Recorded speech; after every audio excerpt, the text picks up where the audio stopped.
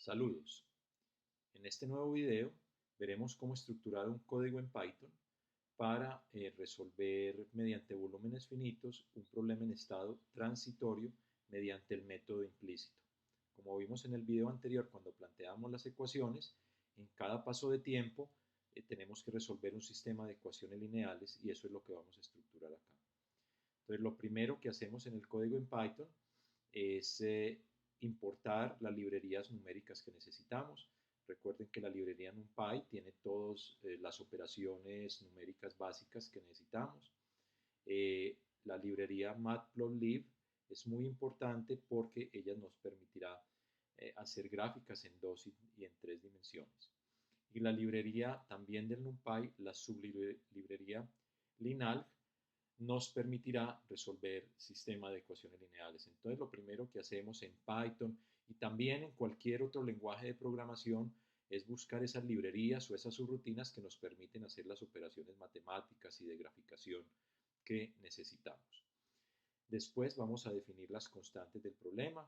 Vamos a suponer que esa placa es una placa de aluminio, entonces necesitamos buscar en tablas de propiedades termofísicas las propiedades del aluminio, la conductividad del aluminio, 237, la densidad del aluminio 2702, el C sub P 903, todo esto en unidades del sistema internacional, unidades métricas, en kilogramos, metro, segundo, joule, la temperatura del ambiente, vamos a ponerle 100 grados centígrados, la temperatura de los lados de la placa para la condición de frontera vamos a asignarle 20 grados centígrados, la temperatura inicial, es decir, la temperatura en el tiempo cero en todos los nodos va a ser 20 grados centígrados y va a ser este valor TINI, el coeficiente de convección para la convección en la parte superior de la placa lo vamos a poner alto, vamos a ponerle 1000 para. Recuerden que un coeficiente de convección alto significa que el ambiente le está transfiriendo mucho calor por convección a esa placa, entonces ese calor por convección después empieza a difundir por conducción al interior de la placa. Por eso se lo ponemos alto para que haya un buen flujo de calor hacia el interior de la placa y poder ver cómo varían las temperaturas también en el interior.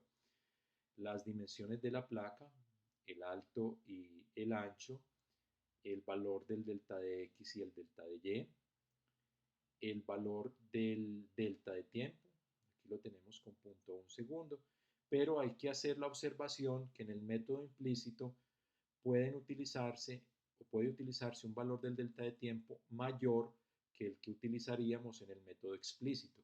Recuerden que en el método explícito, para que no sea inestable, necesitamos trabajar con un delta de tiempo muy pequeño, mientras que en el método implícito podemos trabajar con un delta de tiempo mayor.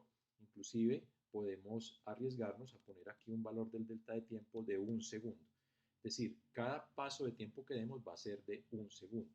O inclusive de más porque el método implícito es incondicionalmente estable para los problemas lineales como este que tenemos aquí. El número de nodos totales del problema, 25 nodos, y el número de pasos de tiempo, vamos a dar 1000 pasos de tiempo, es decir, vamos a avanzar 1000 segundos, porque cada paso de tiempo es de 1 segundo. Vamos a definir los arreglos que necesitamos, los vectores y las matrices que necesitamos. Necesitamos dos vectores, uno para las temperaturas futuras, es un vector de n componentes, lo creamos y lo inicializamos en 0 de tamaño n. El vector tpre es un vector que contiene todas las temperaturas en el tiempo j. Lo inicializamos y lo creamos lleno de ceros y con tamaño n. La matriz A, que contiene los coeficientes del sistema de ecuaciones, la inicializamos y la creamos de n filas y n columnas. El vector B del lado derecho de ecuaciones también es un vector, lo inicializamos lleno de ceros de tamaño n y creamos nuevamente una matriz que se llama historia, donde vamos a almacenar en cada columna de esa matriz los valores de las temperaturas. Recuerde que es muy importante, como vamos a encontrar las temperaturas en cada instante de tiempo, irlas almacenando en un arreglo. O sea, en esa matriz historia, en cada columna va a tener almacenadas las temperaturas de todos los nodos en un tiempo dado. Es decir, la primera columna de esa matriz historia va a contener todas las temperaturas en el primer tiempo. La segunda columna de la matriz historia va a contener todas las temperaturas de todos los nodos, o sea, el vector de temperatura nodal en el tiempo 2. La tercera columna contiene todas las temperaturas en el tiempo 3 y así sucesivamente. Entonces la matriz historia nos permite guardar la historia, la evolución de las temperaturas respecto al tiempo. Clasificamos los nodos en familias. Los nodos que tienen condición Dirichlet son los nodos 0, 1, 2, 3, 4 hasta el 24, son los nodos de los lados que están a temperatura constante. Los nodos internos los guardamos también como una lista. 6, 7, 11, 13, 18 son volúmenes finitos internos y los volúmenes en la cara superior son el 21, el 22 y el 23. Los guardamos pues como listas. Aquí estamos almacenando, en esta línea 44, estamos llenando el vector TJ, o sea, el vector de las temperaturas presentes con las temperaturas iniciales. Y esas temperaturas iniciales, en esta línea 45, las estamos ubicando, ese vector de temperaturas iniciales, lo estamos ubicando en la columna 0 de la matriz, que es la primera columna de esa matriz. Entonces ya tenemos la condición inicial. Después hacemos un ciclo for j en el rango desde 1 hasta n steps. Recuerden que n steps es el número de pasos de tiempo que vamos a dar. O sea que este ciclo para j en la línea 47 va a ser el ciclo que se va a repetir en cada paso de tiempo. Después hacemos un ciclo para cada uno de los nodos. Vamos a encontrar la ecuación de cada uno de los nodos y ubicarla, como vimos en el video anterior, de cómo se plantea el sistema de ecuaciones, ubicarla en la matriz de coeficientes.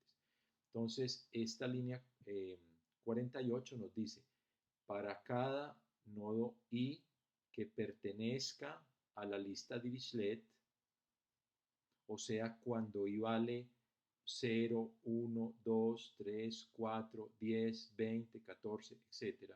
Para cualquier valor de i, para cualquier volumen finito que esté en esa lista, entonces el coeficiente que multiplica a t sub i lo ubicamos en la columna i de la matriz y es un 1. ¿Por qué? Porque las ecuaciones de esos volúmenes finitos, ya habíamos dicho que cuando la temperatura es conocida, ahí no hay que hacer ningún balance de energía, simplemente decir la temperatura de ese volumen es el valor constante que le puse como condición de frontera. Entonces esa ecuación T sub i J más 1 es igual a Ts, el coeficiente que multiplica I a la temperatura es un 1. Entonces por esa razón en la columna I de la matriz almacenamos el coeficiente que multiplica a T sub i en el tiempo J más 1 y ahí irá un 1.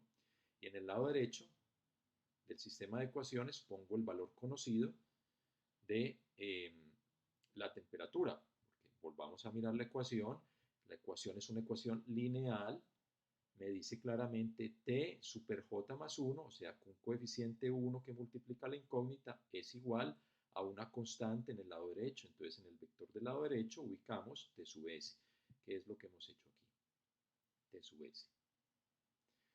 Lo mismo hacemos para los nodos internos, para cada i que pertenezca a la lista de nodos internos. Entonces tenemos que ubicar ahí los coeficientes de las ecuaciones de los nodos internos. Las ecuaciones de los nodos internos son las que habíamos encontrado en el video anterior. Ya habíamos llenado los coeficientes de los nodos internos, los coeficientes que multiplican al nodo de abajo, el coeficiente que multiplica al nodo t sub i más 1, al nodo t sub i más 5. Teníamos esos coeficientes ubicados en las columnas respectivas de la matriz. Estas ecuaciones, estos coeficientes que van en las columnas i menos 5, i más 5, columna i más 1, columna i menos 1, los estamos llenando en estas líneas de las 52 hasta la 56.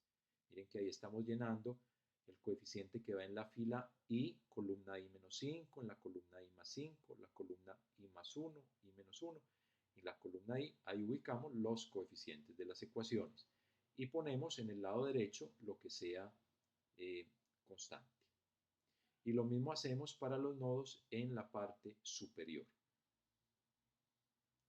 Después, este paso que aparece en la línea 54 es muy importante porque ya tenemos estructurado, ensamblado nuestro sistema de ecuaciones lineales. Ahora hay que resolverlo. Y lo resolvemos con el comando solve de la librería NumPy del Python. Entonces le decimos resuelva el sistema de ecuaciones que tiene como matriz de coeficientes la matriz A, como vector del lado derecho el vector B, y la solución almacénela en el vector de temperaturas futuras. Eso es lo que ocurre en la línea 64. Ahí encontramos las TJ más 1. Las TJ más 1 son la solución del sistema de ecuaciones lineales. A por TJ más 1 es igual al vector B. Lo hemos solucionado con el comando solve y tenemos como solución el vector de temperaturas TJ más 1, que aquí se llama en el código, se llama tfood. Esas temperaturas las almacenamos en la columna J de la matriz historia, porque recuerden que cada columna de la matriz historia tiene almacenadas las temperaturas en un instante de tiempo diferente. Y para dar el paso de tiempo siguiente, pues decimos las nuevas temperaturas iniciales para el paso de tiempo que sigue son iguales a las temperaturas que acabamos de encontrar. Porque en cada paso de tiempo, como veíamos desde el principio de estos temas transitorios, en cada paso de tiempo lo que hacemos, a ver, aquí tenemos el algoritmo esquematizado, partimos de unas temperaturas y utilizando unas ecuaciones encontramos unas temperaturas futuras. Esas temperaturas futuras que encontramos se convierten en las nuevas temperaturas iniciales para dar el paso de tiempo siguiente y así sucesivamente. Entonces tenemos que igualar las nuevas temperaturas iniciales iguales a las temperaturas futuras que acabamos de encontrar para dar el paso de tiempo siguiente. Ya tenemos entonces la matriz H llena. Vamos a correr, vamos a ejecutar el programa hasta ahí. Enseguida les muestro qué significan esas gráficas, pero lo que me interesa mostrarles en este instante es lo que hay almacenado en la matriz historia. Vamos a ver qué hay almacenado en la matriz historia. Aquí tenemos la matriz historia y vemos que la matriz historia contiene muchas columnas. De hecho, le dijimos que hiciera 1000 pasos de tiempo, entonces la matriz va a tener 1000 columnas. En cada columna va a tener los valores de las temperaturas en un tiempo determinado. O sea, esta primera columna, la columna 0, va a tener todas las temperaturas iniciales en el tiempo inicial. La columna 1 va a tener todas las temperaturas de los nodos en el tiempo siguiente, o sea, delta de t segundos después. La columna 2 va a tener las temperaturas en el tiempo, en el instante de tiempo j igual a 2, o sea, 2 por delta de t segundos después, y así sucesivamente. O sea, toda la evolución temporal la tenemos almacenada en esta matriz. Si yo quiero ver cómo evoluciona en el tiempo la temperatura del nodo 22, entonces me voy para la fila 22 de la matriz y tengo en cada una de las celdas de esa fila almacenadas la temperatura de ese nodo en un instante de tiempo diferente. O sea, la fila 22 corresponde al nodo 22 y me muestra todas las columnas de esa fila, cuál es la temperatura de ese nodo 22 en cada instante de tiempo.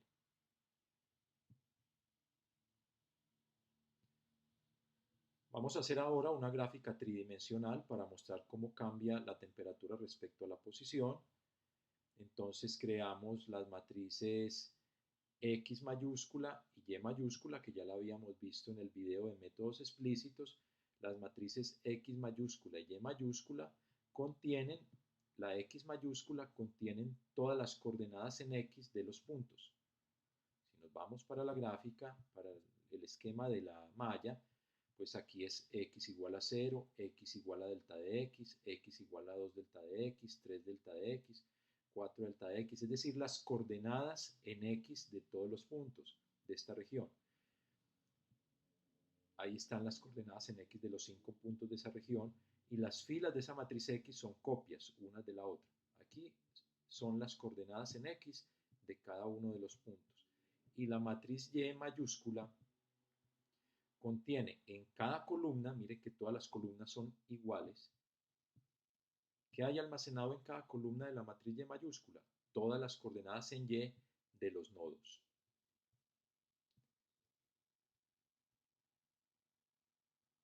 Y tenemos también la matriz T mayúscula. Vamos a mirar la matriz T mayúscula. La matriz T mayúscula es como una copia o un mapa de cómo están distribuidas las temperaturas sobre la placa. Entonces, si nos fijamos en el código, en la línea 88 hasta la línea 92, nos damos cuenta que estamos tomando una columna específica, por ejemplo, la columna 100, o sea, el tiempo, el instante de tiempo 100, J igual a 100. Lo estamos tomando de la columna 100 de la matriz historia y estamos tomando toda esa columna de la matriz historia en ese J igual a 100 y estamos ubicando los nodos que hay ahí, los estamos ubicando en la matriz T mayúscula, de la misma manera como están distribuidos en la placa. Entonces, si nosotros utilizamos el comando plot surface, podemos graficar. Miren que los argumentos de ese comando son la matriz X mayúscula, Y mayúscula y T mayúscula. Podemos graficar con el comando plot surface la superficie de temperatura en ese tiempo que hemos indicado aquí. Si la queremos en otro tiempo, pues tenemos que cambiar la columna de la matriz historia que estamos tomando. También podemos hacer con el comando contour, podemos hacer las líneas isotermas sobre la región, y con el comando plot, el sencillo, el que hace líneas, podemos graficar, en este caso, la temperatura del nodo 22, cómo cambia respecto al tiempo. Esas son las tres gráficas que aparecen acá. Vamos a verlas en orden. Entonces, la primera gráfica representa la temperatura, la superficie de la temperatura. Entonces, observen que la temperatura de los nodos de la parte de arriba de la placa es más alta porque ahí tenemos la convección, y la temperatura de los nodos de las fronteras es 20 grados porque esa fue la condición de frontera que le pusimos. El calor se empieza a difundir desde la parte superior hacia el interior y por eso ocasiona un aumento de la temperatura de los nodos internos. Con este mapa de color, con esta barra que representa el mapa de colores, tenemos cada color más o menos en qué rango de temperatura se obtiene, y eso se logra con el comando color bar que estamos utilizando acá. Bueno, la segunda gráfica que tenemos es la gráfica de líneas isotermas, que nos muestra cuáles son las líneas de temperatura constante sobre esa placa. Esas gráficas las hemos obtenido con el comando contour. Entonces observamos nuevamente que la placa de arriba, la parte de arriba de la placa que está sometida a convección, es donde tenemos las mayores temperaturas, pero el calor se va difundiendo hacia el interior. Recuerden que el calor viaja perpendicularmente a las líneas isotermas. Entonces el calor viaja perpendicular a las líneas isotermas y se va difundiendo hacia el interior de la placa. Y la tercera gráfica que tenemos, le hemos dicho que la temperatura del nodo 22, aquí está en la línea 108, estamos graficando toda la fila 22, o sea, la que corresponde al nodo 22, todas las columnas de esa fila 22 de la matriz historia, o sea, cómo cambia la temperatura del nodo 22 en cada instante de tiempo. Entonces observamos que el nodo 22 arranca la temperatura inicial en el tiempo 0, que es 20, su temperatura va aumentando y después de más o menos 200 segundos ya la temperatura se estabiliza y hemos alcanzado entonces el estado estacionario, mientras que en el rango desde 0 hasta 200 segundos, donde la temperatura del nodo 22 está cambiando, ahí estamos en el estado transitorio. Si quisiéramos observar ¿Cómo queda la distribución de temperatura en otro tiempo? Pues recuerden que para eso tenemos la matriz historia. Cada una de las columnas de la matriz historia almacena la temperatura de todos los nodos en un tiempo determinado. Aquí acabamos de ver en las gráficas la temperatura en el instante de tiempo 100, J igual a 100, que equivale al tiempo 100 por delta de t. En nuestro ejemplo, delta de t es 1 segundo, entonces estaríamos en el tiempo 100 segundos. Si queremos ver la temperatura en otro instante de tiempo, por ejemplo, a los 25 segundos, tendríamos que tomar aquí la columna 25 de la matriz historia, porque en esta columna 25 están almacenados todas las temperaturas de todos los nodos en el instante de tiempo J igual a 25. Entonces vamos a mirar cómo queda la superficie de temperaturas. Mire que ya las temperaturas son ligeramente menores, ya no tenemos temperaturas de 35 grados, sino que tenemos temperaturas menores de 28 grados, entonces la superficie está más baja. Y esta superficie representa las temperaturas de todos los nodos de la placa evaluadas en el instante de tiempo J25. Y lo mismo el diagrama de las isotermas. Si queremos la temperatura, por ejemplo, a los 5 segundos, entonces tendremos que tomar la quinta columna de esa matriz historia, porque la quinta columna de esa matriz historia tiene almacenada todas las temperaturas en el instante de tiempo J igual a 5. Miremos qué nos da. Mire que las temperaturas son mucho más bajas. Ya alcanzamos temperatura ni siquiera de 28 grados, sino de 22 grados. Las temperaturas de los nodos internos de la placa no se han alcanzado a calentar, no han aumentado, porque estamos todavía en instantes de tiempo muy tempranos, el calor no ha tenido el suficiente tiempo para difundirse al interior. Y las isotermas, mire también que están muy concentradas cerca a la placa superior, solamente los nodos cercanos a esa placa aumentan su temperatura, mientras los demás nodos están a una temperatura de más o menos 20 grados, o sea, no se han alcanzado a calentar. En este ejemplo hemos visto entonces cómo utilizamos el método implícito para resolver problemas de difusión de calor en estado transitorio, cómo plantear y resolver esos problemas utilizando el comando solve del Python y cómo hacer la graficación eh, temporal de esas temperaturas. Ahora, si ustedes quieren hacer un informe técnico, o les ponen una tarea, tienen que hacer un informe técnico, tienen que escribir un artículo, estas gráficas, cada una de estas gráficas que vamos obteniendo respecto al tiempo, las pueden ir guardando. Las pueden ir guardando. Mire que el Anaconda y la versión del Spider, que es el Python que está en Anaconda, nos permite guardar esta gráfica, como una gráfica PNG. Y esa gráfica después podremos insertarla en un documento si es que estamos haciendo un análisis de cómo queda la gráfica en cada instante de tiempo. Entonces, generamos la gráfica en cada instante de tiempo y pegamos todas esas gráficas juntas para que un lector pueda ver cómo evoluciona la temperatura en cada tiempo. Otra opción sería ya guardar esas gráficas en un archivo y mediante algún programa especializado o mediante el mismo Python o MATLAB hacer una animación de cómo va cambiando esa temperatura respecto al tiempo. Pero esa animación sirve solamente para propósitos de visualización. Para propósitos técnicos de ingeniería y científico, lo que más serviría es que usted le proporcione al lector un conjunto de diferentes gráficas, cada una en un instante de tiempo determinado, para que él pueda comparar los valores. Él con la animación no puede comparar los valores. Entonces, les dejo esa inquietud y nos vemos en el próximo video.